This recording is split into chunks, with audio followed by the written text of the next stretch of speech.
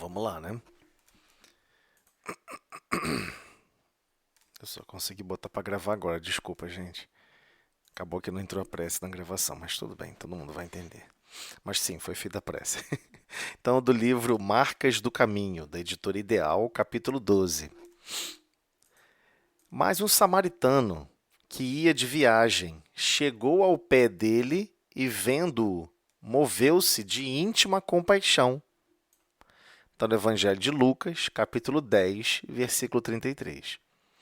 Caridade e Jesus. A história do bom samaritano, ainda hoje, compele-nos a reconhecer na caridade o caminho aberto por Jesus à união e à paz entre as criaturas e não antes dele. Os papiros do Egito ancião não se reportam a qualquer sentimento, qual o da parábola, capaz de reunir corações estranhos uns aos outros. Os documentos de Roma Imperial não evidenciam qualquer vestígio de semelhante demonstração de calor humano. As páginas da Grécia Antiga, conquanto se definam até agora por ápices da cultura filosófica de todos os tempos, não nos revelam indícios desse amor ao próximo, desacompanhado de indagações. Arquivos de povos outros que passaram na Terra antes do Cristo não revelam qualquer sinal desse imperativo de amparo imediato a necessitados que se desconheça. Jesus, porém, com a história do samaritano generoso, inaugura um mundo novo no campo emotivo da humanidade, com base na assistência a qualquer irmão do caminho terrestre que se veja em calamidade, infortúnio, adversidade e penúria, pobreza, escassez, sem distinção de credo e raça. Caridade, onde esteja, é a presença de nosso Senhor Jesus Cristo. Sempre que te detenhas a contemplar um hospital ou um lar consagrado aos desprotegidos, uma instituição de auxílio social ou de socorro fraterno, eleva o pensamento à bondade divina, em sinal de louvor e colabora, quanto puderdes, em benefício dos outros. Através do ensinamento do Senhor, todas as criaturas válidas são naturalmente chamadas pelas leis de Deus à sustentação possível daquelas outras que estejam caídas em provação. E sempre que te observes à frente de quaisquer dessas obras dedicadas à compreensão e ao amor, recorda que te achas perante a irradiação da luz divina, ou, mais propriamente, ante a caridade e Jesus. É uma página belíssima, né? Chega a ser poética a página.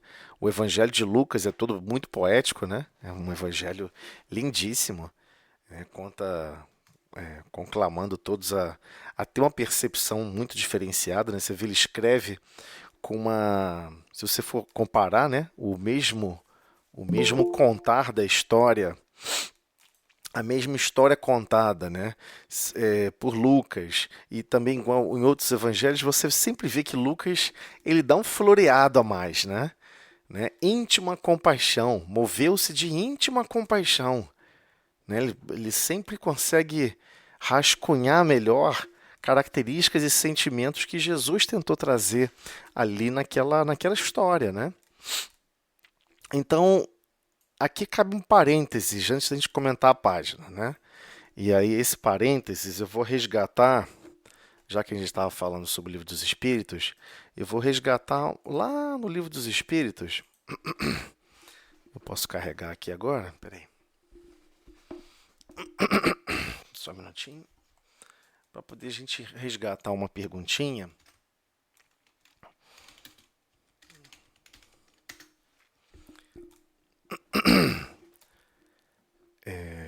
Sobre como Jesus, afinal de contas, entendia a caridade, né? A caridade na sua expressão mais pura, né?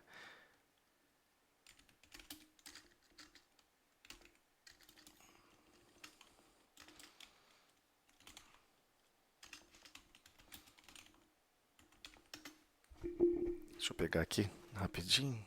Cadê? Pergunta 800. Aqui, vamos lá.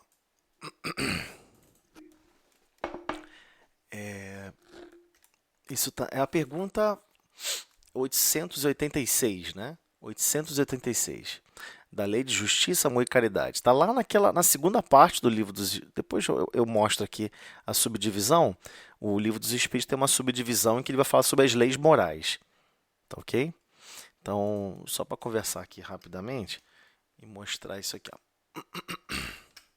Pergunta 886.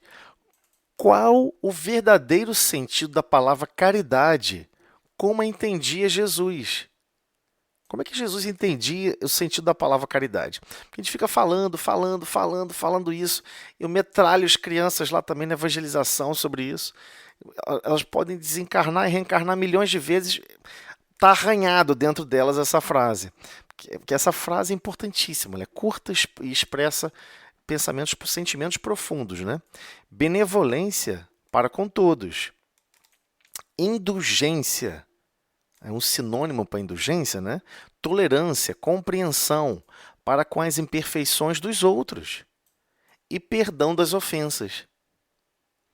E a caridade é o prelúdio, é a estrutura, é a base essencial de sentimentos para capacitar o ser a amar. Porque você consegue imaginar alguém amando alguém sem ser bondoso? Né? Benevolente é o nome da qualidade de quem é benévolo, de quem é bondoso. Né? Coragem, corajoso. Né? Benevolente, benévolo, benevolência.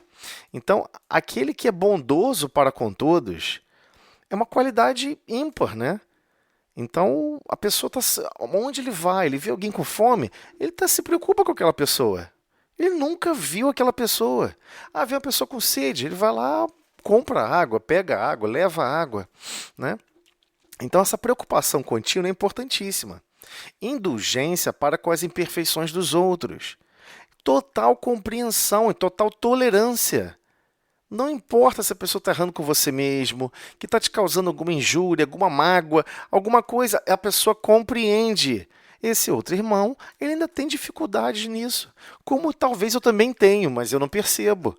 É um sentimento profundo de carinho e de zelo por aquela outra criação divina que também está se desenvolvendo, assim como nós estamos. E o perdão das ofensas. O sentimento de perdoar não é tão trivial. O sentimento de perdoar não é tão trivial. Ah, mas Jesus nos ensinou o amor ao próximo e também que nós deveríamos amar até mesmo os nossos inimigos. É sobre isso? Então, antes de conseguir amar os inimigos, você tem que saber perdoar ofensas de qualquer um. Só que você começa treinando com aqueles que se dizem, eu amo fulano, eu amo Beltrana, eu te amo muito, você é tão maravilhoso, não sei o quê, aquela coisinha, né, bem fofinha, não sei o quê, de agrado, de carinho. Mas no finalmente, a gente meio que, as nossas imperfeições, né, como se fossem espinhos. Então, todos nós somos um pouquinho meio porco-espinho. Aí quando a gente vai abraçar, né, chega muito próximo, e vai nas grandes trincheiras da vida, se estreitando, um acaba espetando o outro. Um fica zangado porque está vivendo alguma contrariedade na vida, acaba descontando no outro. Aí depois pede desculpa, me pede desculpa, poxa, eu descontei em você. Aí você perdoa com total naturalidade, porque você sabe que é natural. É natural. Quem ainda não alcançou a supremacia máxima do amor e a supremacia máxima da sabedoria, que essa estação de desenvolvimento fornece, é óbvio que a gente vai se expressar mal. É óbvio que vamos reagir mal diante de circunstâncias adversas. Então, nos suportando e nos amparando, nós vamos avançar. É essa a proposta. E já estudamos em outras páginas aqui, até mesmo em outros momentos, que Deus alcança e opera, Deus opera através do próximo. Por vezes vai ser através do próximo que você vai ter conselhos importantes. Pessoas vão chegar assim, vão falar coisas para você que nem a própria pessoa sabe como falou aquilo.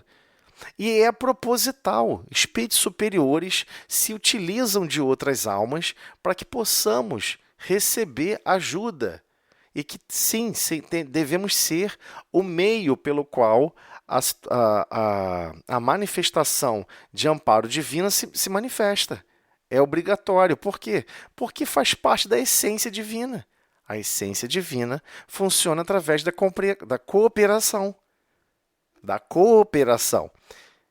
Por mais que você evoluir, eu não preciso de mais ninguém. É o contrário. Você evoluiu, você deseja estar irmanado a grupos extremamente interligados a várias outras consciências.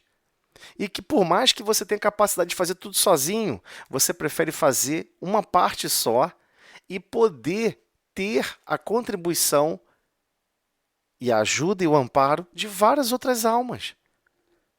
Porque você fica mais feliz atendendo uma essência divina, chamada cooperação, de estarmos ligados uns aos outros. Então, quando alguém fala assim, religião significa religare, e religare significa se religar a Deus. Sim, mas através de qual conduíte? Através de qual cabo condutor de conexão? É o próximo.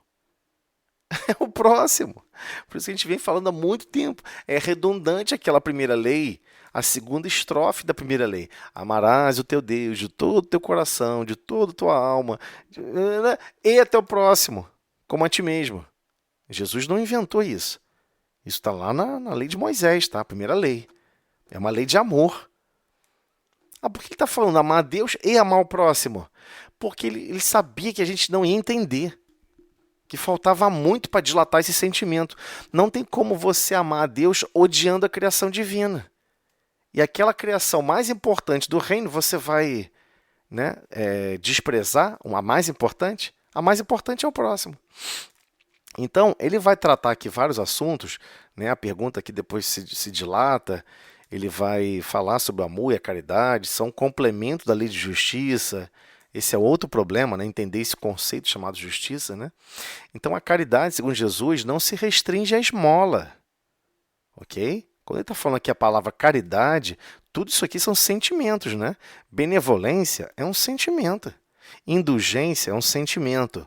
O próprio perdão é um sentimento, não é uma escolha. Você genuinamente perdoa a pessoa. Ou seja, você vive um sentimento até de carinho. Em que sentido? Você não quer que o outro que te ofendeu se afaste de você. Porque você sabe o quanto é precioso e importante cada próximo na criação divina. Você não quer que se afaste. Você quer que surja o perdão rápido, que a pessoa reconheça o seu sentimento pleno, porque você acha importantíssimo estar próximo da criação divina que mais deu trabalho para Deus. É isso. Essa é a essência. Então, as pessoas confundem, porque na língua portuguesa se tornou sinônimo. Caridade se tornou sinônimo de beneficência. Só que você pode praticar beneficência, você pode visitar pessoas e ser hostil, ser frio, não ter sentimento nenhum pelas pessoas. O que ele está falando aqui é, mesmo que você não tenha nada, mesmo que você sequer tenha tempo, mas você tem os seus sentimentos. Você pode animar um pensamento de bondade. Você pode, coerentemente, numa visita, ou comprar um alimento para alguém, auxiliar alguém na rua, na correria, você animar um sentimento de carinho, de bondade, naquele momento. E não somente a frieza de beneficiar alguém. Daí vem a palavra beneficência, né? Então, o simples fato de transferir recursos de manutenção para o corpo físico, isso se chama beneficência. Ah, não, mas eu estou animando o sentimento de caridade. Aí agora sim você está exercendo a caridade. Então, o que é o limitante que classifica aqui, nesse texto, a palavra caridade, é justamente o sentimento que você anima. E por isso Lucas foi tão feliz em colocar, né? Deixa eu voltar aqui, peraí.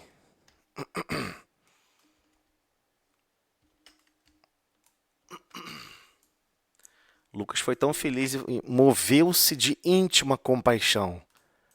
Compaixão é um sentimento.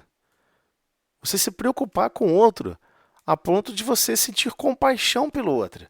É uma preocupação genuína e bela.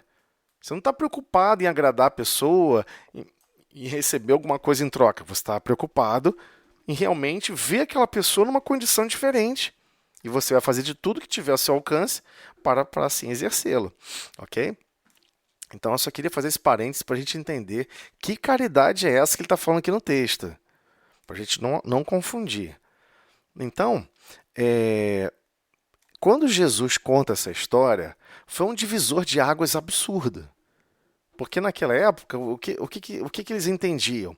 Aquelas pessoas que eram miseráveis, pobres, tinham dificuldades, que não sei o quê, estavam adoecidos, deveria ficar afastado da sociedade. Eles eram afastados, não viviam juntos, não. A pessoa chegava pedindo alguma coisa, todo mundo expulsava. Ah, pedindo não sei o quê, expulsava de quase ameaçar de morte. Aí a pessoa saía daquele local. Por quê? Qual era a visão daquela época? Ainda lá naquela condição, no período um pouquinho antes do Cristo e naquele período onde o Cristo ali se manifestou. Todos imaginavam, primeiro, o samaritano é aquela pessoa que não segue nenhum princípio religioso. É como se fosse o ateu hoje em dia. Né? O cara não vai em nenhuma religião, ele não frequenta nenhuma religião, é como se fosse o ateu. Ok? Isso era o samaritano. Era classificado uma pessoa de má vida. Ele vivia só para ele mesmo. Ele não vivia objetivos divinos. Ok? Aí o outro aspecto pesado nessa história. Nesse princípio do samaritano, Jesus explicar que o samaritano teve um sentimento de piedade para com o irmão caído, porque a história não é sobre o bom samaritano, a história é sobre uma pessoa que estava caída, que foi assaltada por bandidos, bateram nele, maltrataram ele estava no chão ensanguentado. Passa um, não faz nada, passa o outro, só faz uma prece, e o cara está lá arriado no chão, arrebentado, e ninguém abaixa para ver como é que a pessoa está, e ninguém ajuda. Então, quando chega o samaritano, ele nem sabe qual foi a origem do que aconteceu com aquele rapaz. Ele não sabe o que aconteceu. Ele não perguntou às pessoas para se inteirar do que se tratava. Ele desce do cavalo e vai ajudar a pessoa. Percebendo que ele estava ainda vivo, pega o cara nas costas e joga em cima do cavalo. Pega alguém no chão. Já pegaram? Já tentaram levantar alguém no chão que está todo mole, todo desmaiado? Parece que está levantando um saco de batata. Gigante, fica tudo molengo, a pessoa fica tudo esquisita. Ele fez um esforço hercúleo, pá, jogou em cima do cavalo, levou até uma estabaria, onde tipo um hotel, né? Um local que você podia dormir e tal. E falou: olha, tá aqui, ó, eu tenho uma obrigação, mas tá aqui, ó, você, por favor, dê de comida, de bebida para ele e na volta eu vou acertar tudo. Eis aqui o valor aqui adiantado dos custos para você cuidar dele por 2 dias. Eu pretendo retornar em 2 dias para vê-lo como ele está. Ele nunca tinha visto o cara. Ele nunca tinha visto o cara, né? Essa pessoa que estava ali caída. Porque a história é sobre essa pessoa. A história não é sobre o samaritano em si. Claro que você, observando o contexto na Bíblia, né, se você lê ali a Bíblia, o contexto, principalmente no Evangelho de João, porque impactou João de uma maneira ímpar, né? Porque João acreditava que como os samaritanos estavam descumprindo leis mosaicas, E naquela época, como é que funcionava a lei mosaica? Se você não desse apoio e amparo a viajores em locais de difícil acesso, esse grupo, essa pessoa corria o risco de Deus em jogar labaredas de fogo e exterminar todos eles queimados. Não estou inventando isso não, tá? Isso está na Bíblia. Não estou inventando na minha cabeça, não. Então, João, no início, antes de contar essa história sobre o bom samaritano, se você vai nos versículos anteriores, você toma um susto. João chega e pergunta para Jesus, Senhor, eles não vão aceitar a gente, não vão receber a gente. E Jesus insistiu, mas eu preciso tanto passar pela Samaria. Você pode fazer essa gentileza para mim? Planeja essa viagem. Olha só, eles sabiam que os samaritanos não iam dar apoio para eles, né? Porque eles eram brigaram feio entre um com os outros, né? Primeiro que essa tribo, né, esses grupos, se dividiram em 12 tribos. Não sei se vocês se recordam disso, né? Da história lá do povo hebreu. Eles se dividiram em 12 tribos. Então, uns seguiam Jacó, outros seguiam Judá. E daí os nomes, né? Jacó, Judá, vai dando outras denominações de nomes diferentes, né? Os judeus descendem, né, da tribo de Judá, né? Então, Jacó era aquele que desenvolveu aquele poço. E todos ficavam alimentando, agradecendo a Jacó como se ele fosse uma santidade, porque fabricou um poço onde tinha um deserto, onde é um lugar muito seco. Então eram sentimentos ainda muito rudimentares, muito rudes até. Então, quando Jesus conta essa história, João fica doido. Você imagina a contrariedade. Ele tinha acabado de falar, Senhor, olha só, eles não aceitaram a gente. Ele foi na frente, foi perguntar, quando volta para falar com Jesus, Senhor, eles não vão nos dar apoio. Disseram que não vão nos receber nem nada. Então tinha que passar por uma região deserta, uma volta danada. É como se fosse mais ou menos quase que 20 quilômetros andando a pé, no meio do nada. Passar frio e fome, e você vai passar, vai andar, caminhar o dia inteiro e a noite toda. Vários dias, né? Daria por volta de 2 dias, 2 noites. Então, quando ele conta, quando ele está narrando isso, quando João está narrando isso, ele está narrando o primeiro impacto que teve nele. Essa é a beleza de você ler o Evangelho através dos seus discípulos. Você vai estar percebendo o impacto que tiveram neles. Porque Jesus insiste em ir pela Samaria, daí samaritano, né, são os que vivem na Samaria, eles vão para aquela região difícil, mas antes João Evangelista fala, Senhor, quer que eu faça uma prece agora para Deus? Eu sei que você é muito bonzinho, tá? Mas quer que eu faça uma prece agora para Deus, para descer a labareda de fogo, queimar todos eles e acabar com essa raça de víboras? Aí Jesus fala, não, João, não precisa. Obrigado, João. Poxa, eu sei, não precisa.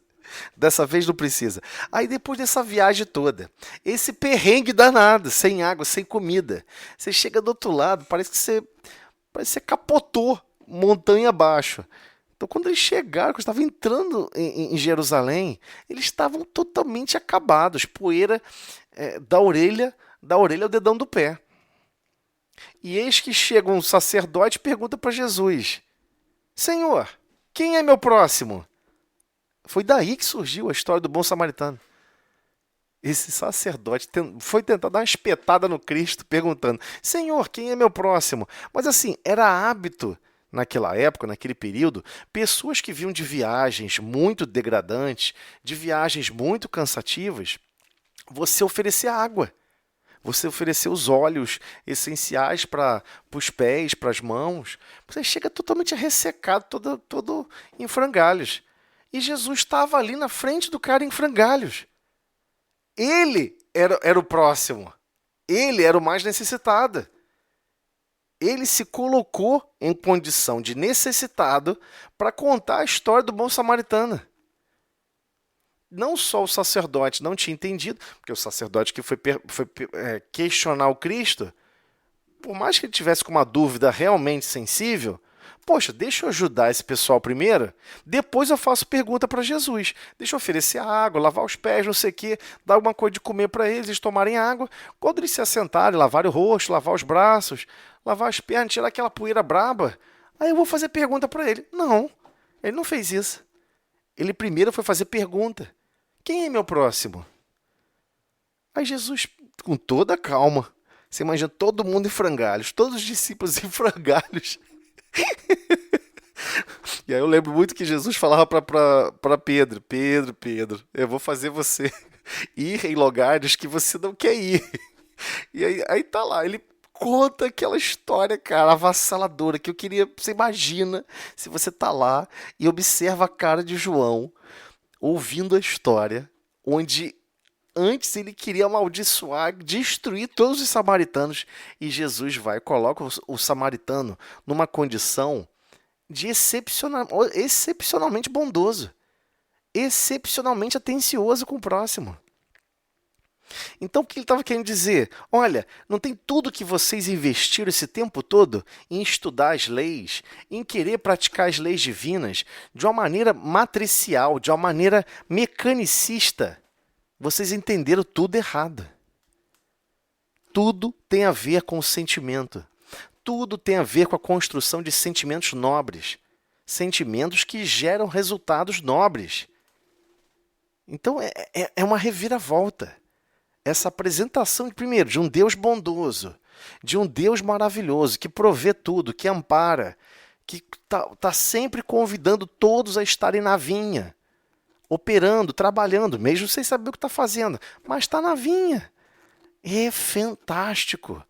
Nunca eles tinham percebido dessa maneira. Sempre estudaram a rigidez dos conhecimentos teológicos da Terra. Observavam como as pessoas passavam as leis divinas, como as leis divinas presentes no mundo eram mal interpretadas e ficaram durante milênios, milhares de anos. Eis que chega o Cristo e dá essa reviravolta. Então, ele tem razão. Antes do Cristo, ninguém explicou dessa maneira. Ninguém explicou pensamentos profundos. Se você for checar os egípcios, primeiro que os egípcios estavam proibidos, de interferir nas regras de progresso material e intelectual e todas as outras regras do planeta. Só você ler o livro A Caminho da Luz, Emmanuel deixa isso claro, que Jesus não permitiu que eles interferissem em nada da evolução do planeta. Eles eram muito, mas muito mais evoluídos. Tanto é que desse grupo todo nenhum ficou. Todos retornaram para a capela. Então você não vai ver nada se reportando a um sentimento de ligação entre todos dessa maneira, desse porte. E lembrando, quando eles deixaram Capela, uma das dificuldades fortes de todos esses grupos dos exilados de Capela, os egípcios, os hindus, os cientificistas e os indianos, os indianos, egípcio, indiano, hindu e os cientificistas, esses 4 grupos, 1 milhão de almas mais ou menos. Está narrado lá no livro A Caminho da Luz. O que acontece? Esse grupo, a maior dificuldade que eles tiveram lá de acompanhar o processo evolutivo daquela região, daqueles locais que eles estavam, na constelação do cocheiro, existe essa estrela binária. Então, nesse local, o grupo evoluiu em sentimentos ainda mais profundos. Eles não conseguiram acompanhar aqueles sentimentos. Esse foi o grande problema. E o que eles receberam de prêmio, que é um prêmio? Receberam, que infelizmente as pessoas chamam de degredo, mas receberam o prêmio e foram recebidos pessoalmente por um outro Cristo, de um outro grupamento, e fala para a galera, o negócio é o seguinte, estamos aqui um projeto de desenvolvimento aqui nesse planeta e vocês estão sendo convidados a cooperar com o Pai. Existe um projeto de desenvolvimento de enxertia divina. Nós vamos alterar as características físicas, os conceitos sociais, vai ter uma evolução maravilhosa e eu estou convidando vocês a cooperarem. E vocês vão conseguir construir algo de positivo e com sentimentos ainda muito mais nobres na verdadeira fé para com o Pai. Vocês querem, topam esse projeto? E toparam. E toparam. Ah, mas eles foram constrangidos para isso. Sim, mas imagina se fica lá, para trás, sem poder enxergar as pessoas, sem poder estar em contato com as pessoas. Era muito melhor correr logo para um super projeto e você vai lá e trabalha profundamente, arduamente e depois retorna. Então foi um benefício, sem comparação. Aí as pessoas, até mesmo no meio espírita, falam super mal sobre isso. Não sei por quê, né? As pessoas têm uma mania de achar que Deus vai ficar te empurrando para frente toda a vida. Não existe isso, né? A construção da fé é você fazer a vontade do Pai onde você for plantado, onde você for colocada. Então, se existem recursos que você tem que se desenvolver ainda, e Deus vai te plantar, às vezes, em outro país difícil, em outra situação difícil, aprenda o que você vai conseguir absorver por lá. Que experiência será brindado para cada um de nós nesses contextos? Porque essa é a essência. A essência é a lei de progresso, né? Então, os papiros do Egito, você não vai ver qualquer sentimento desse naipe, dessas características sobre o bom samaritano, dessa história, esse sentimento profundo de piedade, de solidariedade, de amparo, tão profundo assim pelo próximo. É um estranho, né? Não tinha nessa época.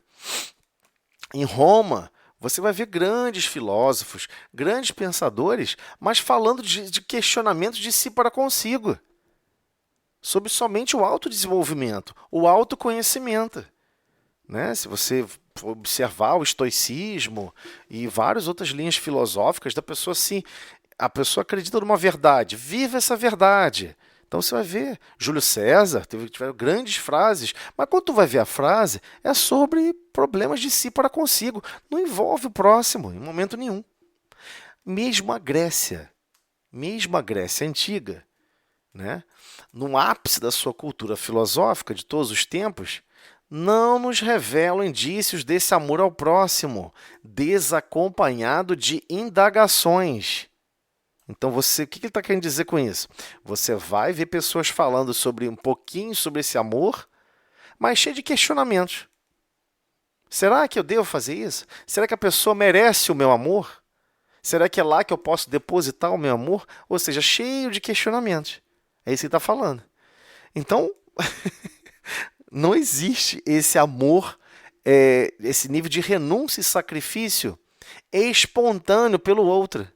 Não existe em nenhum texto ou passagem de nenhum grande filósofo antigo. Arquivos de povos, outros que passaram na Terra, muito menos, né? Não revelam qualquer sinal desse imperativo. Olha como é que Emmanuel coloca na página. Desse imperativo de amparo imediato a necessitados que se desconheça. Que se desconheça, ou seja, que você não conheça essa pessoa. Você nunca viu essa pessoa antes. Mas você sabe que aquele próximo é uma criatura divina, extremamente complexa para Deus. Lembra? Lá do primeiro livro de Moisés, né, a Gênese, né, para fazer a matéria, para criar a matéria, a comparação é essa. Deus simplesmente falou, faça-se a luz. E puf, fez-se a luz. Ele gostou da luz, achou a luz boa, ficou muito boa, beleza. Aí tocou o barco. Mas na hora de criar a consciência, criar o princípio espiritual, que não é matéria, ele teve que soprar, soprar, soprar. É claro que Deus não tem boca. É claro que Deus não fala. Mas ali é uma comparação de esforço, dizendo que Deus teve que colocar um esforço intenso, hercúleo, para construir, conceber cada espírito. Gente, isso é profundo. Essa comparação é importantíssima. Senão a gente não vai compreender a importância que é na criação o próximo. A importância que é a criação, na criação divina, todos esses espíritos irmanados e coerentes, focados com os mesmos objetivos do Pai. Senão a gente não vai entender esse projeto. Né? Nem sequer o prelúdio. Esse início bem básico que nós estamos compreendendo agora, estudando agora. Então Jesus, porém, com a história do samaritano, generoso, inaugura um mundo novo no campo emotivo da humanidade. Então ninguém se emocionava pelo outro, né? De ser fraterno, de nada. Está acontecendo uma catástrofe, cada um corria para um canto. Você não via as pessoas buscando um amparar o outro, um socorrer o outro. Isso não fazia parte do planeta de Jesus para trás. Então o que você quer dizer, então, que a humanidade era tudo, não tinha nenhum espírito na Terra com essa característica que debruçasse um pouquinho. Não falei isso. Mas a maioria desses espíritos que estiveram na Terra com esse tipo de sentimento eram missionários. Eram missionários para estimular o coração da circunvizinhança. Não era exatamente do padrão histórico de criação que todos nós somos aqui nesse planeta, né? Então, com base na assistência a qualquer irmão do caminho terrestre, que se veja em que situações? Primeiro, de qualquer tipo de calamidade, qualquer tipo de infortúnio, diversidade. Faltou água na casa do vizinho, você tem uma cisterna grande, oferece um pouco de água, né? Ajuda a pessoa, se preocupa com outra. Está com uma criança pequena, e aí um vai ajudando o outro. Essa é a ideia. Então, calamidade aqui é qualquer infortúnio ou adversidade. Porque calamidade ficou muito chamada assim, calamidade pública. É quando aconteceu um caos. Não é disso que ele está falando. Infortúnio, adversidade, é qualquer dificuldade do dia a dia. Né? Porque hoje, o que a maioria acaba imaginando sobre a participação do Estado ou do poder do Estado na estrutura social de convivência social. Quem tem que ajudar a fazer as crianças aprender a ler e escrever é o Estado, é a obrigação do Estado. Quem tem que suportar pessoas de uma idade assensada é o Estado. Tudo joga para o Estado. Quer terceirizar tudo. Então que a gente sabe que isso não é verdade. Mesmo aqueles que nós chamamos que é Estado, existem pessoas tocando as atividades. E quando tu vai ver, a pessoa quis abraçar essa missão. Porque assistente social no Brasil, você não vai ficar achando que a pessoa vai fazer dinheiro com isso, né? Nossa, eu quero ficar rico, vou virar assistente social. Você não se envolve com a atividade profissional de assistente social para ficar milionário, para ficar rico. É o contrário. Você faz por um zelo, para servir. Você não vai ficar achando que vai virar enfermeiro ou enfermeira para ficar milionário. Você faz para servir. É esse o ímpeto, né? É bem diferenciado nesse aspecto. Então, era mais para destacar isso, né? Que é um sentimento genuíno. Por mais que você esteja trabalhando para conseguir o seu salário, conseguir o seu sustento, para você cuidar das coisas da sua casa, você tem que trabalhar de má vontade. Não é melhor trabalhar por amor? Fazer as coisas por amor, desenvolver sentimentos nobres em tudo que você faz? Então, nesse caso da calamidade, entenda, não é simplesmente eu só vou ajudar a pessoa lá em Petrópolis porque teve um derramamento de terra, mandaram mandar lá uns negócios para lá. Né? Teve uma calamidade lá. Aí passa-se alguns meses depois, as famílias lá passando necessidade, passando dificuldade, passando outras complicações. Por que você não ajudou a construir uma casa para as pessoas lá, fora daquele local?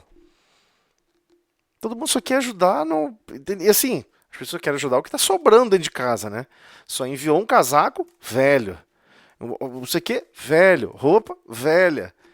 Então, assim, você está fazendo o mínimo. Isso é beneficência. Isso não é caridade, tá? Isso eu quero deixar claro. Então não devo fazer beneficência? Se eu só posso fazer beneficência? Não, faz todo o bem que você puder fazer. Só está em condições de beneficência, mas tenha consciência. Poxa, ajudei aquela pessoa que mora lá longe, passou por um problema. Foi uma beneficência. Né? Às vezes você podia ter ido lá, feito um café, distribuído café na rua. Né? Aqui nesse colégio se concentrou um monte de pessoas. Eu vou levar café, vou levar umas panelas e vou fazer um macarrão lá para todo mundo. Tu vai lá, faz um macarrão para todo mundo, toma um café, conta os causos, faz uma cantoria. Beleza, você confraternizou a vida com aquelas pessoas. Você se irmanou daquelas almas. né? Levando um pouquinho do seu coração para o próximo. É muito melhor do que simplesmente você construir 30 mil casas, que só depende de dinheiro.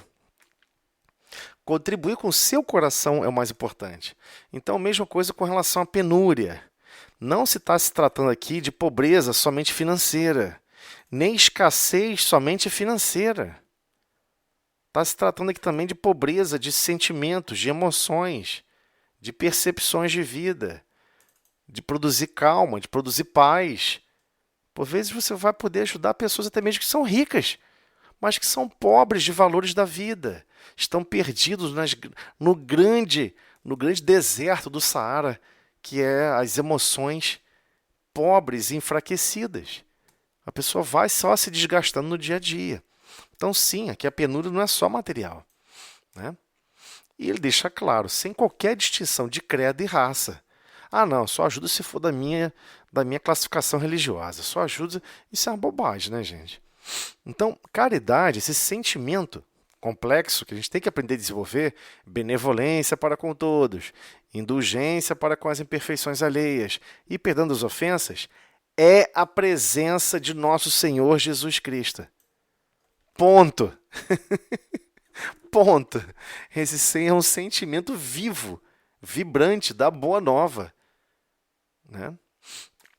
Então, sempre que te detenhas a contemplar um hospital, um lar consagrado aos desprotegidos, uma instituição de auxílio e socorro fraterno qualquer, eleva o pensamento à bondade divina em sinal de louvor. Não é para você ficar gritando no meio da rua, não. Mas você pode fazer uma prece por todos os colaboradores, por todas as pessoas que estão lá. E, de preferência, colabora. Que ele fala, eleva o pensamento e colabora. Vá lá, mostra que você é capaz de produzir na vinha, ou seja, nesse reino de Deus, produzir com o seu coração bondoso. Vá lá, promove uma bondade, execute, gaste tempo, se sacrifique. Renuncie o seu tempo, renuncie um pouquinho a sua vida, saia do conforto e vá para situações onde você não gostaria de ir naturalmente. Então, quando puderes, em benefício dos outros, né? Então, através do ensinamento do Senhor, todas as criaturas válidas são naturalmente chamadas pelas leis de Deus. Olha isso, essa frase, hein? Todas as criaturas são chamadas pela lei de Deus para a sustentação possível daquelas outras que estejam caídas em provação. Então, é natural, é da natureza divina. Então, com esses ensinamentos do Senhor, deixa isso claro, que todas as criaturas, eu tenho condições de ajudar, eu estou em condições de ajudar, pode ter certeza, existe uma lei divina que vai te chamar a cooperar em nome do Pai. E Deus aguarda isso de cada um de nós, né? Então, sim, obras dedicadas à compreensão e ao amor, à irradiação de luz divina ante a caridade e Jesus. Gente, o tempo acabou. Eu vou abrir uma nova sala então e mando o link para vocês, tudo bem? Que você avançou para essa pergunta, então deixa eu tentar comentar de maneira diferente, né? Quando você está na escola estudando matemática, você não fica preocupado em ir mal em português. Não estou falando daquele aluno que vai mal em tudo, né? Ou porque está largado, não quer saber de nada, tem várias dificuldades de si para consigo. Estou falando daquela situação onde você está indo bem em algumas matérias e você tem uma dificuldade maior em alguma matéria. Você ter dificuldade em alguma matéria não desconstrói o que você tem já construído em outros assuntos. Nós somos assim, tá? Nós estamos em construção. Então, todos nós fomos criados simples e ignorantes, né? Então, temos que entender isso. Existe uma linha filosófica profunda de autodepreciação, de autoconsumação no meio religioso. Okay? Não estou falando que psicólogos pensem assim, nada disso. E tem psicólogos que pensam o contrário. Tenta reverter isso na marra. Seja feliz agora, aceita tudo agora, você é maravilhoso agora e tudo pode agora. Né? Os dois estão trabalhando no extremo. Os dois apontam situações extremas. O religioso ainda endurecido, ele não se perdoa e nem perdoa ninguém. E aquele que é um pouco mais, digamos assim, afastado do sentimento religioso, afastado da construção de um sentimento mais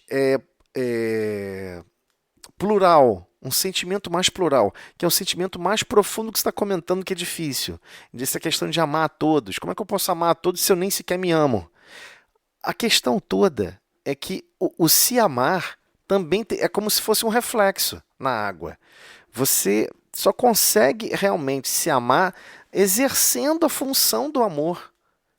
Exercendo a função do amor. Você só consegue dizer para alguém, eu consigo renunciar a alguma coisa, se você renunciar em benefício de alguém. A renúncia, por renunciar por si mesmo, de si para consigo, também não quer dizer nada. Olha, a partir de hoje eu não vou fazer mais tal coisa. Eu vejo várias pessoas falando isso, cara. Eu fico impressionado. A partir de hoje eu não como mais carne. A partir de hoje eu não faço mais isso, porque eu vou ter uma vida mais pura. Aí você fica assim, o que isso tem a ver com ser mais puro, com ser mais bondoso? Com ser aquela pessoa que está arriscada até sacrificar a própria vida para salvar alguém?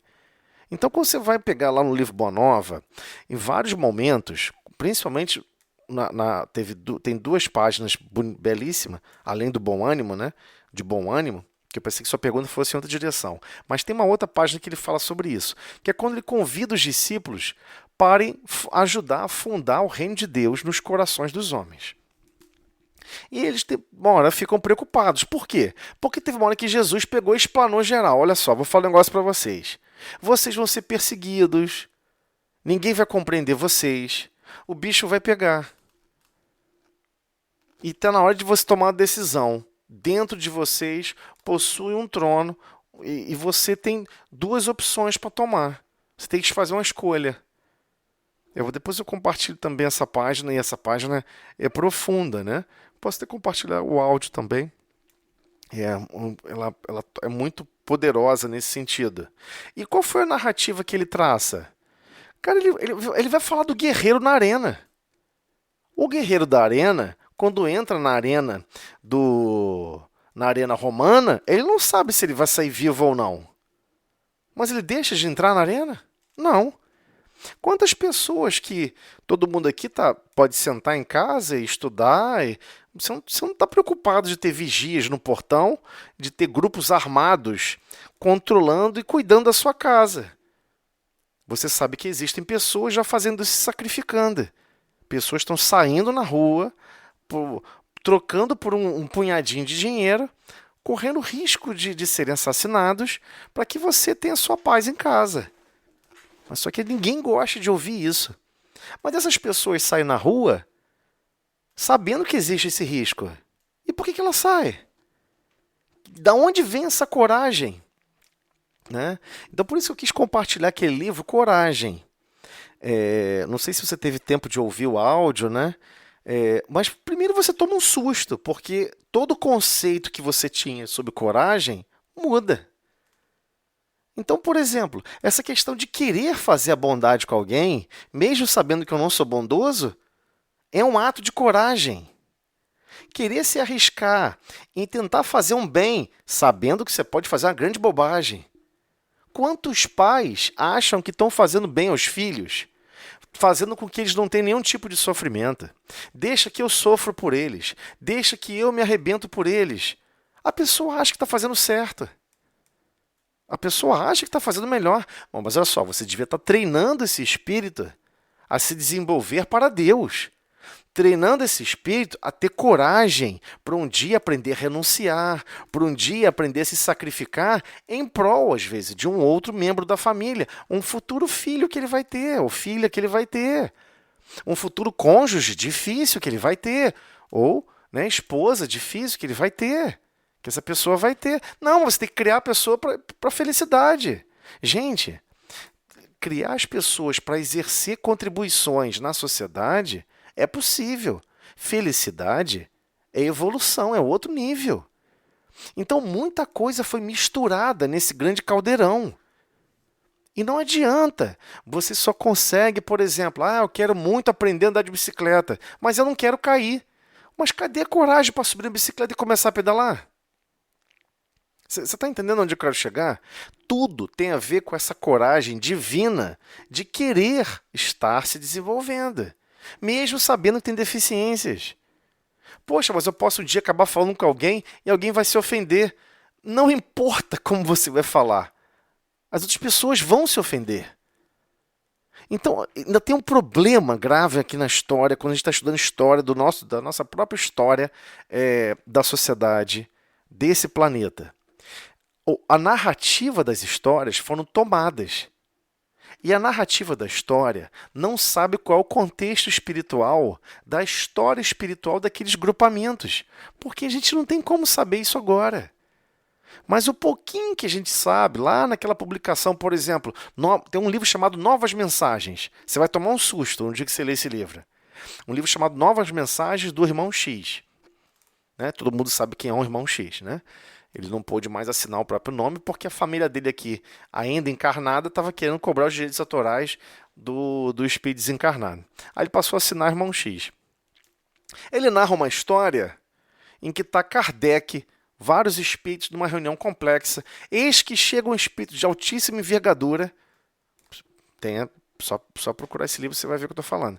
Chega um espírito de altíssima envergadura, tipo assim, braço direito do Cristo, nível concurso, sei lá se foi Hermes Trismegisto, sei lá quem foi, um cara sinistro, entra na sala para planejar a encarnação. Adivinha de quem? Napoleão Bonaparte. Para planejar a encarnação de Napoleão Bonaparte. E adivinha quem é Napoleão Bonaparte do ponto de vista de reencarnação? É Alexandre o Grande. Aí você fica assim, eu achei que Alexandre o Grande era um safado, um perverso, não sei o que, um maldito, não sei o que, só gosta de guerra. É? Sério? Você já teve que defender uma cidade com seus próprios corpos? Você já teve que doar sua vida para defender a família e a cidade de terceiros? Você está entendendo?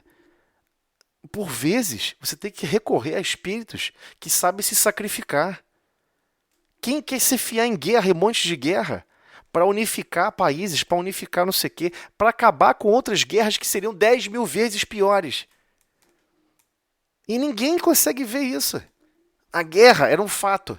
A guerra ainda é um fato consumado. Ainda é uma realidade. E vocês estão achando que não existe nenhum planejamento para que as coisas possam ser homogeneizadas, diluídas rapidamente? A gente está sendo muito ingênuo, né? Então, assim, se você olhar a história como ela é contada, todo mundo é perverso, todo mundo não presta, mas você vive o benefício de tudo que foi gerado. Vai entender isso. Não é tudo perverso? Abandona a cidade. Vai para um lugar onde não tem ordem, é um caos, e você senta lá e resolve tudo sozinho. Alguém fez isso? Não. Está todo mundo sentado no bem bom reclamando da vida, sem ter que fazer sacrifício nenhum. Então, é muito difícil a gente olhar para trás na história e falar assim, meu Deus, eu devo a milhões e milhões de almas que se sacrificaram, não viveram os próprios desejos para ajudar a organizar o planeta. E o que eu contribuí? Nada. Nada. Então, assim, é duro quando você olha isso para trás. Poxa, mas a pessoa contribuiu do jeito dela, tudo errado, fez bobagem, fez isso, mas contribuiu. Contribuiu. Entre ficar parado e não fazer nada e ficar só olhando e reclamando, é melhor fazer alguma coisa. Mas eu tenho medo de errar. Eu não quero errar. Você estando parado, está errando muito mais do que tentando. É essa parte que ninguém conta, ninguém fala, né? Que ninguém quer ouvir, é triste, né? Ninguém quer ouvir sobre isso.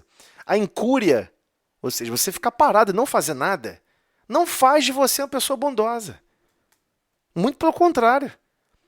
Você tentando, você se esforçando, por mais que saia torto e saia meio esquisito, vai para frente. né? Tem muitos pais, muitos jovens que eu conheço, né? Reclamando dos pais, porque os pais do passado eram ruins, era não sei o que lá. Eu falei, meu amigo, cuidado. Você vai ser pai, vai ser mãe. E tá arriscado você não conseguir elevar os seus filhos no patamar que os seus pais te elevaram. Você tem consciência disso? Que está arriscado você não conseguir fazer o nível de sacrifício que esses outros grupos fizeram? Então a gente tá bem perdido. Ah, mas, poxa, a pessoa era ignorante, a pessoa não tinha esse conhecimento, não tinha um conhecimento. O conhecimento parado é igual a água parada. Ela estraga, apodrece. Se você tenta beber dela, você morre. Né? Pega uma água parada, empoçada e bebe. Você vai ficar 3 dias no hospital. Então não tem jeito. Não adianta. Ah, mas eu tenho um pensamento tão profundo. Ah, mas eu tenho uma coisa tão legal para fazer, mas eu não quero fazer, né? Eu ainda não me amo. Ou então você vai ficar nessa até quando? Passa a sentir a vida como Jesus vem convidando a gente. E aí tem a página do bom ânimo. Por que você está preocupado com as loucuras que estão acontecendo no mundo? Com as coisas desequilibradas que estão acontecendo no mundo? Procure, no raio de ação que você tem, amparar, socorrer, ser bondoso e bondosa. Ser generoso, ser misericordioso. Ampare em todos os momentos, em todos os lugares. Saia de casa pensando em como amparar. Chegue pensando como amparar. Saia do corpo físico à noite, pensando em como amparar. Não pare, seja um trem desgovernado.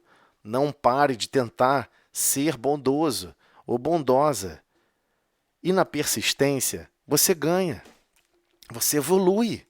É assim em todos os aspectos da Terra. Em todos os aspectos.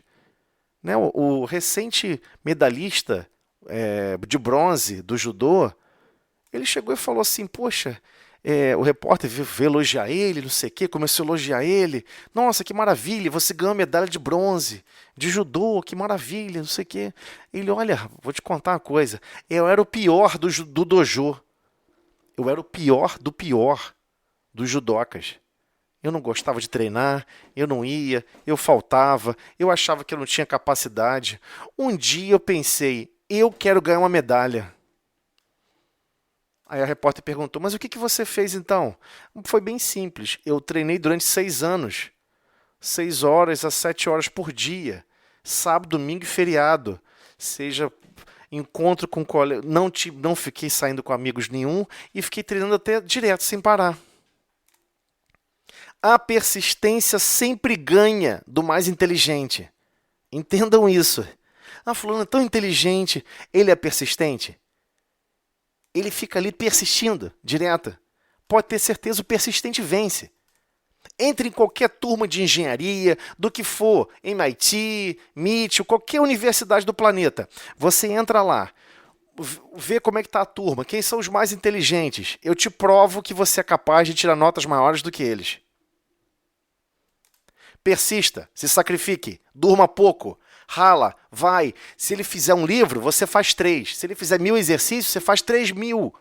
Sabe o que vai acontecer? Você ganha de qualquer um. Você vai tirar notas superiores a todos eles. Isso é a prova para a sua própria consciência que persistir no bem é a mesma coisa. Ganha quem persiste mais. Ganha o quê? Mais experiência. Porque é isso que nos falta. Experiência em fazer o mal, em pensar o mal, desejar o mal, planejar o mal. Nós somos fera. Fazemos isso há milênios. Agora, desejar o bem, produzir um bem, ajudar alguém, amparar, é dificílimo. As pessoas chegam para a gente falando alguma coisa, o que você vai falar para a pessoa? A pessoa vem e te conta um grave problema da vida dela e aguarda que você fale alguma coisa. E aí, você vai falar o quê? Vai falar o quê? Eu até comentei isso com relação à evangelização. Não, né, vão começar a surgir muitos pais aqui com criança que tem essa situação, de formação complicada e tal. Mas os pais vão querer resposta. Você vai falar o quê?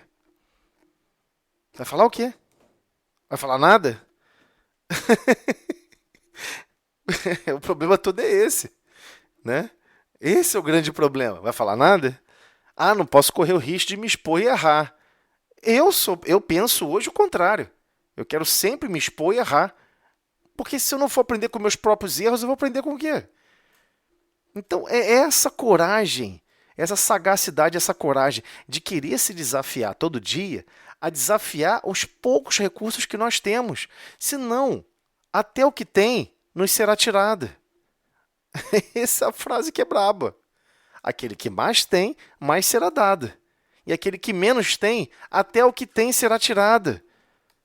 Aquele que tem mais coragem ele vai ter ainda. É esse o princípio. E vale para tudo, para todos os recursos que nós estamos desenvolvendo. Então, a mensagem da Boa Nova não é para entristecer. Nossa, como eu sou egoísta. Nossa, como eu sou vaidoso. Você tem que falar assim, nossa, ainda bem que eu sou egoísta. Ainda bem que eu sou vaidoso.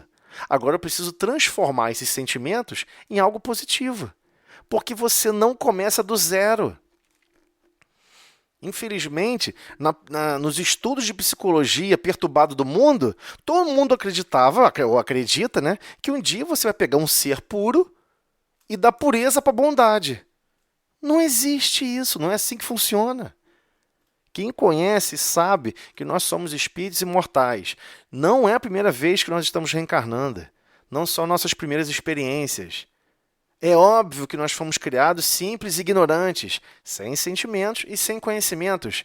Você foi criado para errar. Você foi criado para errar. Ponto. E a partir dos erros você vai se transformando. Essa é a essência que o Espiritismo apresenta para a humanidade. E que é difícil até explicar, porque uma parte foi suprimida. Quando Kardec vai explicar no livro Gênese, no livro Gênese, a lógica sobre o livre-arbítrio. A lógica sobre o livre-arbítrio foi removida da Gênese. Não está na Gênese, tá? Só está na primeira edição até a quarta. Da quinta para frente, que todo mundo leu, que todo mundo estudou, aprendeu errado. Foi adulterada. Colocaram outro texto no lugar. Isso já foi provado. Tem mais de 400 alterações. Kardec não depositou a quinta edição. Alguém foi lá e depositou em nome de Kardec.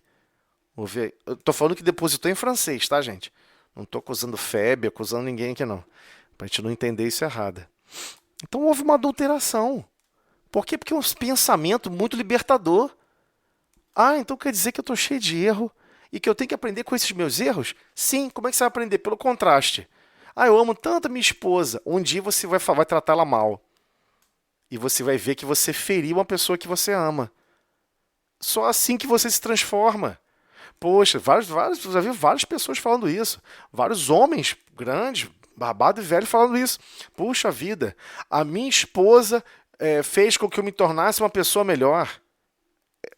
Como é que pode estar reconhecendo o processo de evolução do planeta? É lógico que a esposa não fez nada nele, não.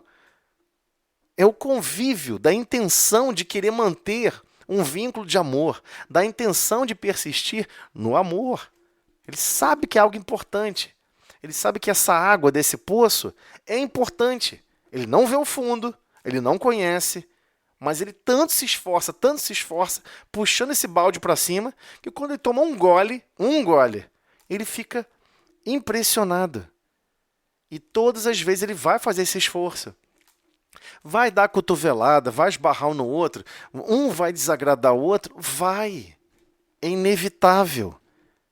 Quer um casamento perfeito? Quer felicidade plena? Se transforme num espírito bem-aventurado. Você não precisa mais reencarnar no planeta. Você alcançou todo o desenvolvimento que o planeta tinha para te fornecer. Ainda falta a escala para se tornar um espírito puro.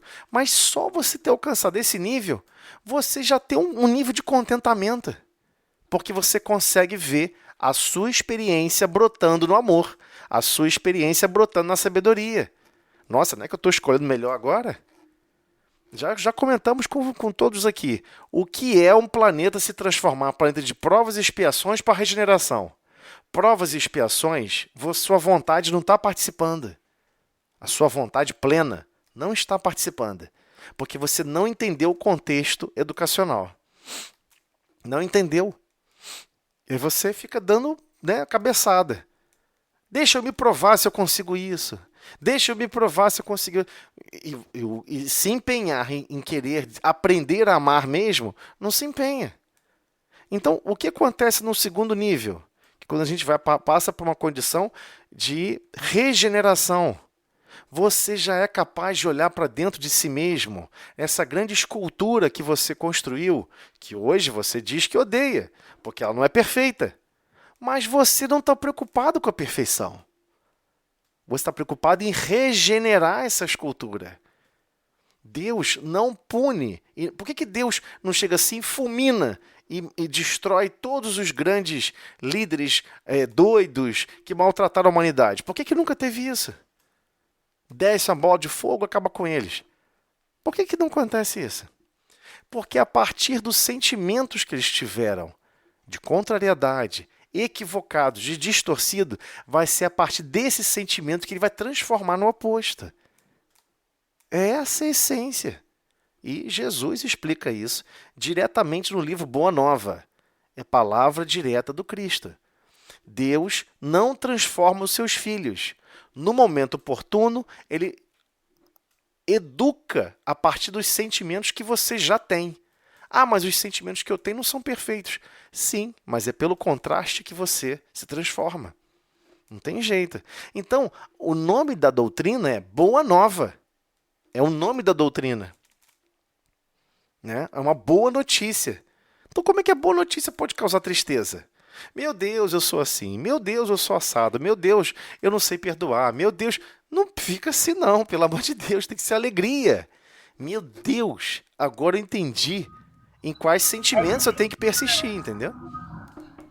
É difícil porque a gente vem de séculos assim. Que a gente é culpado por ser errado, que a gente erra, que a gente peca, que a gente está sempre fazendo as coisas erradas. Então, é muito difícil a gente desconstruir todos esses séculos. Acho que por isso que eu gosto tanto de Joana, porque ela vem nos ensinando a nos perdoar.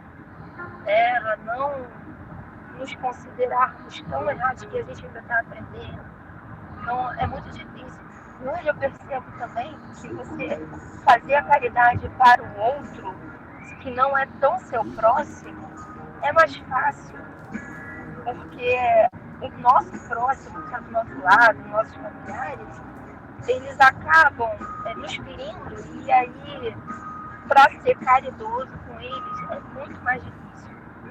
Então, acho que aí eu vejo como treinamento, e é o que eu levo para mim, que fazer a caridade para aqueles, falar uma palavra amiga para aqueles que a gente nem conhece, que a gente nem sabe definitivamente o que está passando, fica sendo mais fácil do que para família. E aí assim a gente vai aprendendo. Eu não sei se estou certa, mas eu acho que é a forma que eu encontrei de tentar não é ser melhor, né? Mas é aprender a amar um pouco mais. Eu entendo o que você está pensando, eu entendo o que você está imaginando. Eu só queria deixar claro que não existe somente esse caminho para chegar nesse mesmo destino, tá? Você pode entrar num caminho de achar que, puxa vida, tem séculos para trás. Você não lembra desses séculos para trás. Ah, mas tem reflexos que Joana explica, reflexos psicológicos que adentram na nossa mente, que não sei o quê. Mas quem governa a sua mente é você. Existe um livro magnânimo, maravilhoso de Joana, se chama Amor Imbatível Amor. Sim ou sim tem que estudar esse livro também. Porque a gente acha que sabe o que significa amor. E lá ela vai traçar detalhes e explicações, frase a frase, da construção desse sentimento, desse empenho que você vai ter que ter. Então, por exemplo, eu não sei se vocês sabem, mas no passado, quando se treinava crianças para se tornar um bom guerreiro, o que você fazia? Você botava as crianças para competir entre elas mesmas, né? Corre daqui para lá, corre de lá para cá.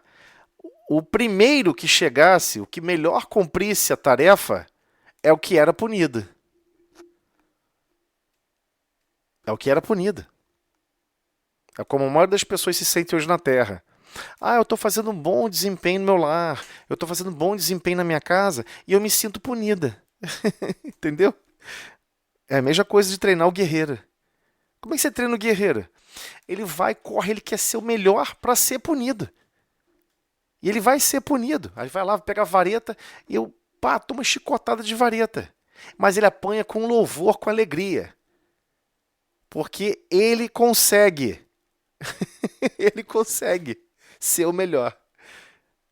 É essa questão. Tá tudo associado à coragem. É óbvio que nós temos vários arcabouços psicológicos complexos, várias prisões. Mas como é que se liberta da prisão? Tentando, lutando. Não é de graça. Nós não vamos nos libertar de quem nós somos simplesmente não passando por nenhum tipo de dificuldade. Como é que vamos aprender a perdoar? Vamos ser ofendidos. Mas não vamos ser ofendidos por estranhos. Vamos ser ofendidos por pessoas que dizem que nos amam profundamente. Essa é a melhor ofensa que tem. Quer preparar uma ofensa direito? Faz de jeito. Faz uma ofensa de alguém que você tem uma grande estima, um grande carinho, um grande amor. É isso. Eu não estou falando que eu estou inventando isso, não. O projeto família foi feito com esse foco. Existe todo um recurso maravilhoso de amor e de carinho, mas são todos espíritos ali ainda simples e ignorantes.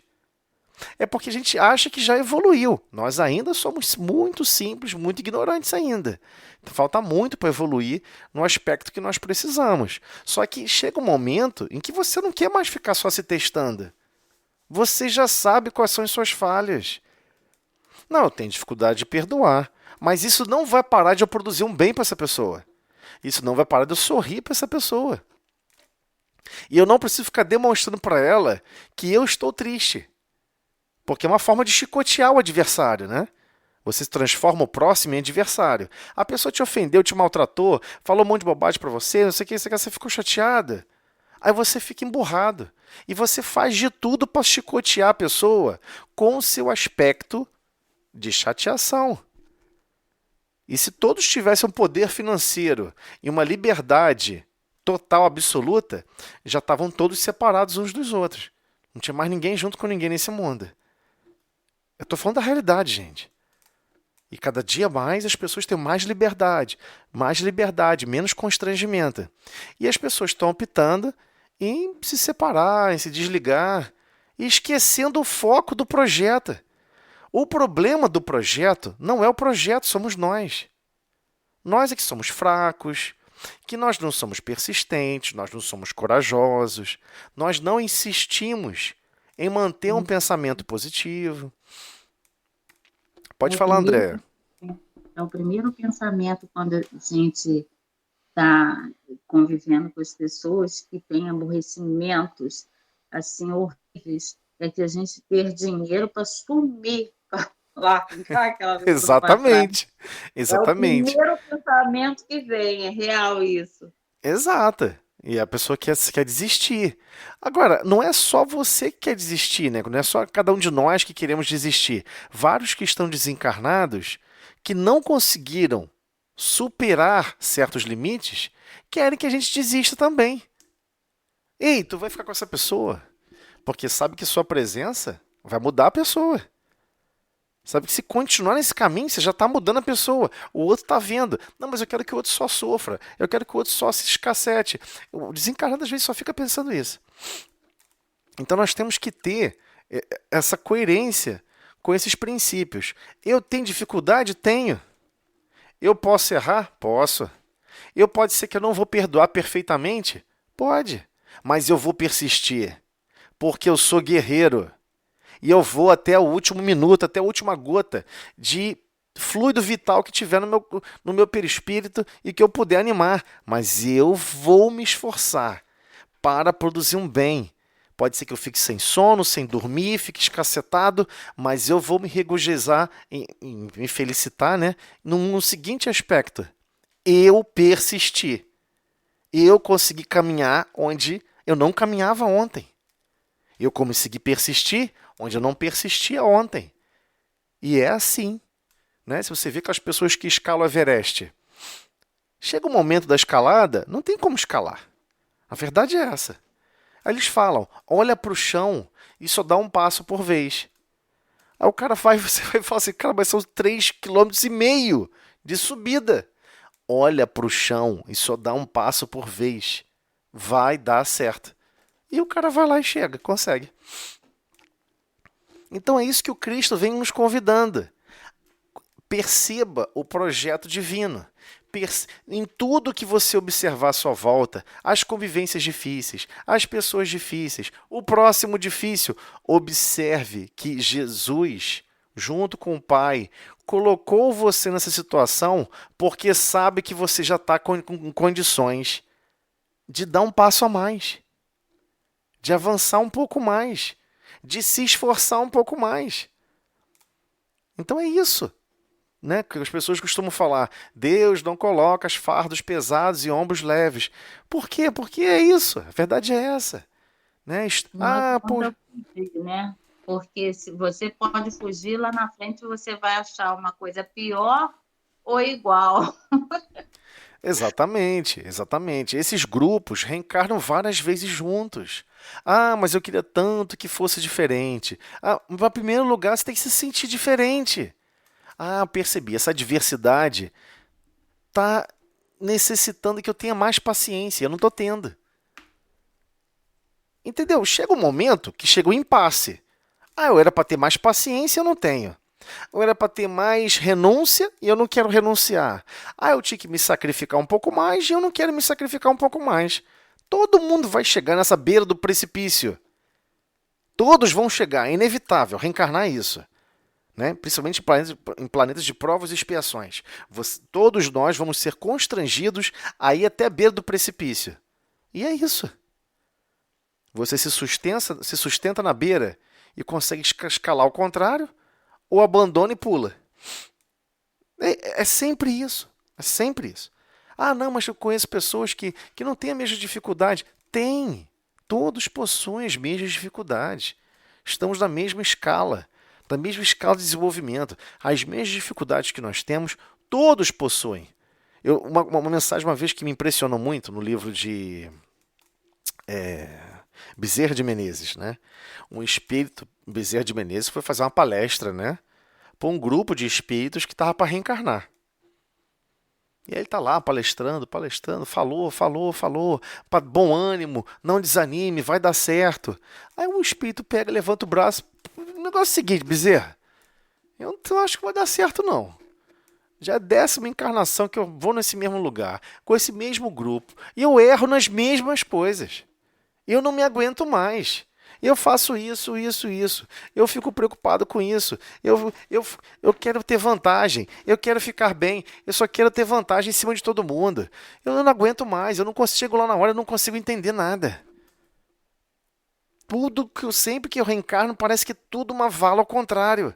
Eu não aguento mais. Como é que você está falando isso aí? Como é que você vai encorajar a gente? E você, como é que você fazia isso aí? Aí ele, Bezerra para e explica. Meu irmão, vou te contar uma coisa e você vai ficar impressionado. Tudo isso que você está falando, eu também tenho em mim mesmo. Isso não desaparece simplesmente. Acontece que antes eu corria atrás desses problemas. Hoje eu observo esses problemas, reconheço que eu tenho esses problemas, mas eu faço um esforço de não correr para esse problema. Eu sei que estou simplificando aqui, lógico que ele falou mais bonito, né? Estendeu um pouco mais, mas só para resumir por causa do tempo, ele está deixando claro. Quem disse que simplesmente está apagado as propensões de queda, de falha e tudo mais? Não está. Por isso que é um planeta de provas e expiações. Qual é a diferença principal entre provas e expiações e planeta de regeneração? É a chamada vontade. Ou melhor dizendo, a boa vontade. A sua boa vontade é contínua e constante.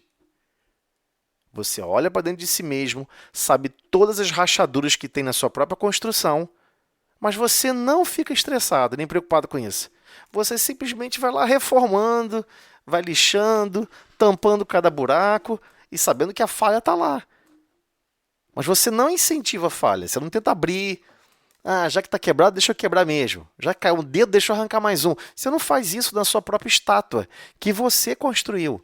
Você passa a reformar a partir daquilo que você já construiu, que é o que você é. Não existe como você desenvolver e avançar a partir do que você não é. É esse sentimento que eu queria explicar. A gente não pode alimentar de jeito nenhum.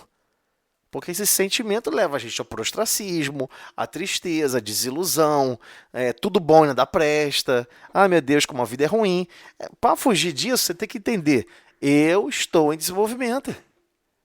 As situações que estão à minha volta fazem eu nascer sentimentos que eu não conhecia antes.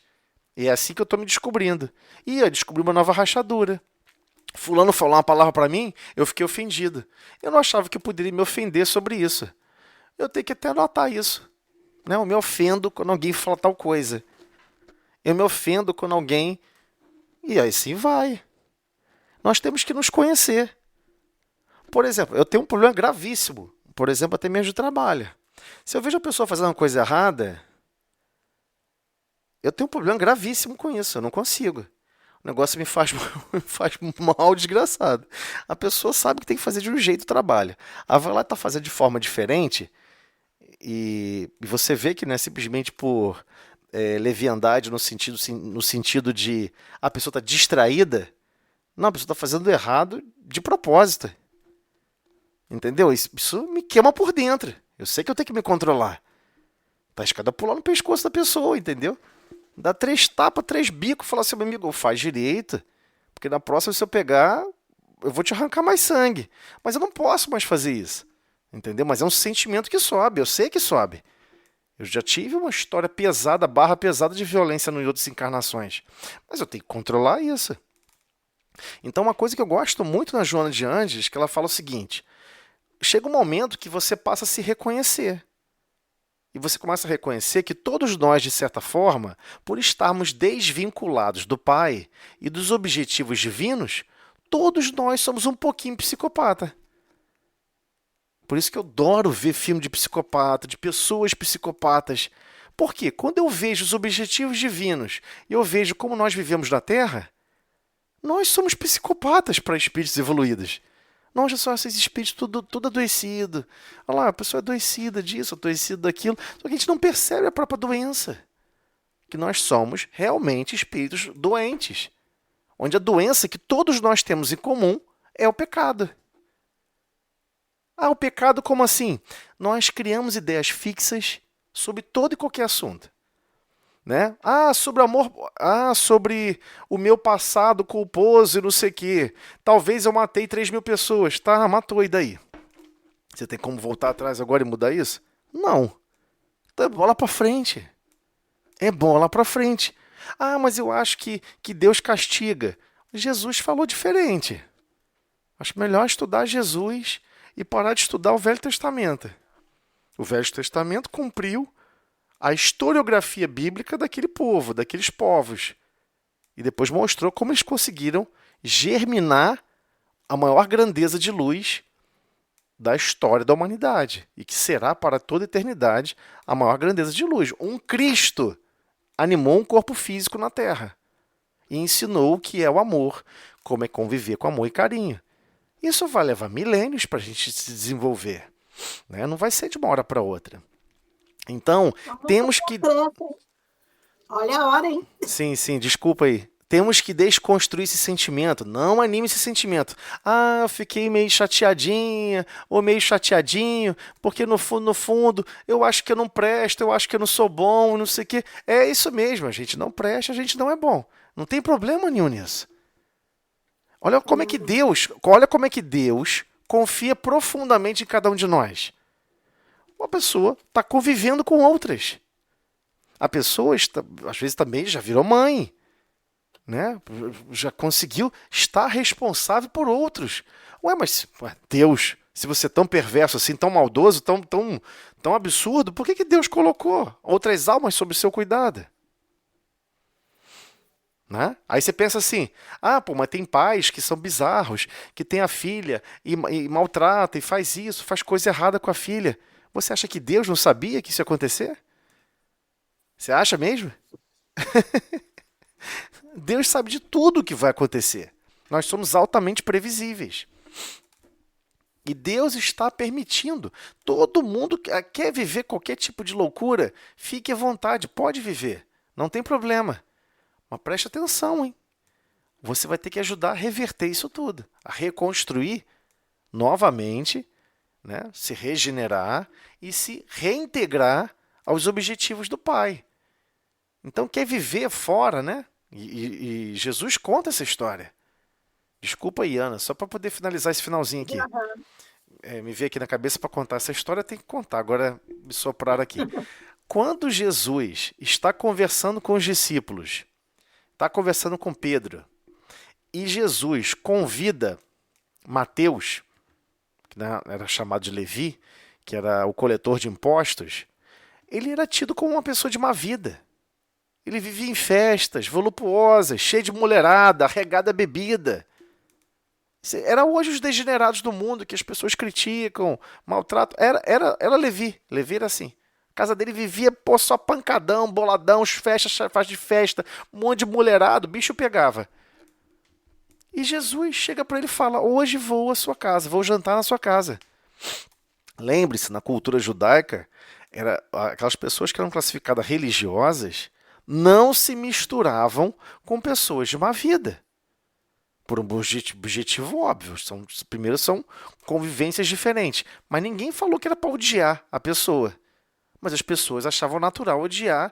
E como afastar as pessoas é mais fácil afastar pelo ódio, era propagado esse ódio. Aí Jesus chega e fala: não, hoje eu vou jantar na sua casa. Aí o que Jesus chega lá e conta, né? E os discípulos ficaram irritados. Ó, Tiago, Pedro, principalmente Pedro. Pedro ficou altamente revoltado. Como assim? Jesus vai lá na casa daquela pessoa impura. Então Pedro vai até a porta e não entra. E fica do lado de fora vendo. Jesus vai lá, senta com todos. Mateus fica todo feliz que Jesus foi à casa dele. E ele pega: Senhor, você quer alguma coisa para comer primeiro? Isso aqui? Não, eu queria contar uma história primeiro. E aí Jesus conta a história a parábola do filho pródigo. E Pedro está na porta ouvindo. E ele fala sobre aqueles filhos que estão afastados da casa do pai. E conta quanto que o pai fica feliz e ainda fornece mais recurso, mais alegria, mais recursos para aquele filho que estava afastado da casa do pai.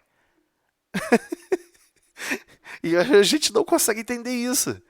Né? Se você vai estudar, por exemplo, sobre a fé, aí você pega naquela página do livro Boa Nova, sobre o bom ladrão, e vê o Cristo falando: quando todos me abandonaram, quando todos não me compreenderam, quando todos os discípulos me abandonaram, eis aqui que eu encontro em um ladrão a receptividade. Então a gente não consegue perceber essas nuances, porque são sentimentos que nós estamos construindo. Agora, não podemos desanimar. Os filhos mais deserdados, mais afastados da casa do pai, quando retornam e querem trabalhar e querem se desenvolver no bem, na harmonia, na alegria e na paz, é óbvio que Deus fica maravilhado. E mais recurso ele fornece. Claro que o recurso às vezes não é o que a gente imagina. Às vezes o recurso que ele fornece é recurso para a gente se descobrir, para a gente se reconhecer, para a gente progredir, para a lei de progresso. Então a gente não pode desanimar em momento nenhum sobre isso. A gente tem que ficar feliz. Que aí você sai daquela encarnação falando assim: caramba, eu ralei nessa encarnação. Foi difícil, foi complicada, ainda bem. Mas imagina se fosse uma bonança total, uma paz danada, não tem problema, só vou conviver com pessoas maravilhosas. Não, foi um caos. Pessoas me maltratavam, pessoas fizeram isso, fizeram aquilo, e eu tive que treinar o amor, tive que treinar a paciência, fazia prece todo dia, me reconciliava comigo mesmo todo dia, mas eu estou num bom combate. Eu estou no bom combate em desenvolver o amor em mim mesmo. Porque ninguém fará por nós. Vamos para a prece. Vamos fazer prece.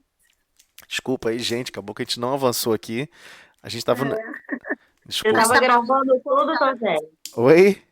Estava gravando tudo? Gravou tudo, sim. Tá bom. Eu publico lá assim mesmo, não tem problema não. Eu sei que vocês no fundo, sabem que eu sou imperfeito e vão me perdoar. Vamos lá. Não, sabe que a gente precisava das palavras.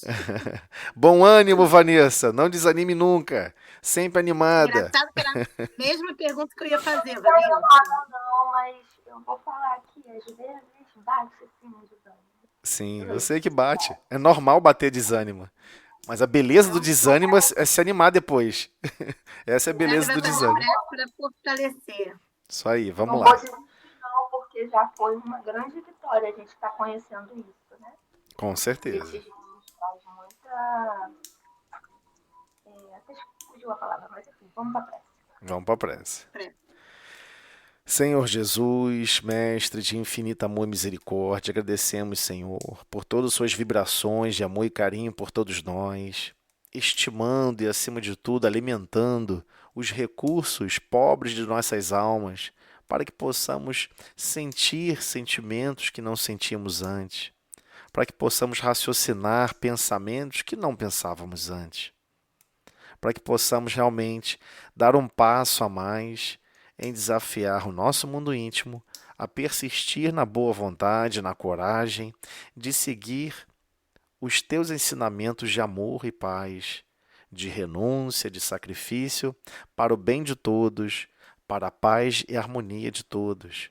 Obrigado, Mestre, por nos ensinar todos esses caminhos e, acima de tudo, por dar o seu exemplo pessoal, direto, e continuar alimentando toda a humanidade com novos pensamentos, novos recursos, para que possamos nos desenvolver e seguir para cada vez orbitar um raio mais próximo do Pai, hoje e sempre.